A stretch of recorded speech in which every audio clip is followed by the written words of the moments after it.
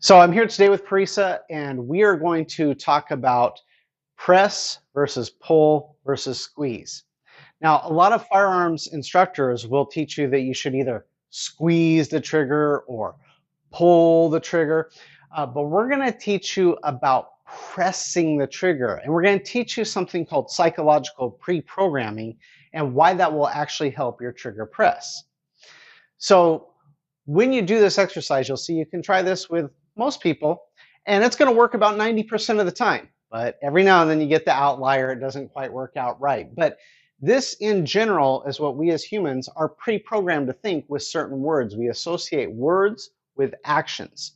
So to demonstrate this, I've got Parisa here to help me out. And what we're going to do is this. I'm simply going to put my finger out and I'm going to say, hey, Parisa, will you squeeze my finger?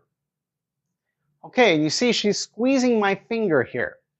Now when she squeezes my finger, we'll notice how she's doing it, and then we'll take a break. Go ahead and let go. Next, I would like you to pull my finger. So she pulls my finger, and we see how she's doing that. Okay? And now I would like you to press my finger. Now, what's the difference that we see?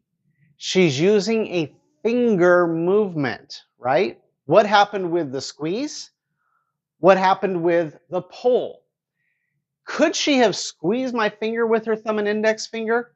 Sure, she could have. Could she have pulled my finger with her thumb and index finger? Sure, she could have.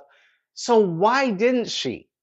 Because psychological pre-programming tells us that squeeze and pull are whole hand movements.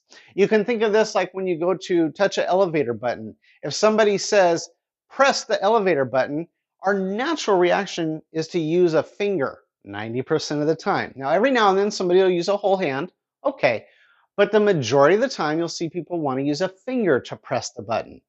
But if you go to squeeze, say, an orange, people don't pick it up with a thumb and index finger. They use a whole hand, right? Same thing if I say pull on the door, unless it's a really dirty door in a bathroom or something. Usually people don't use their thumb and index finger. They use a whole hand to pull.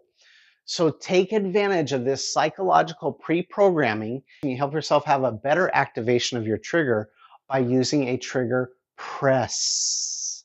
So lock that word into your brain. When activating the trigger, it should be a press.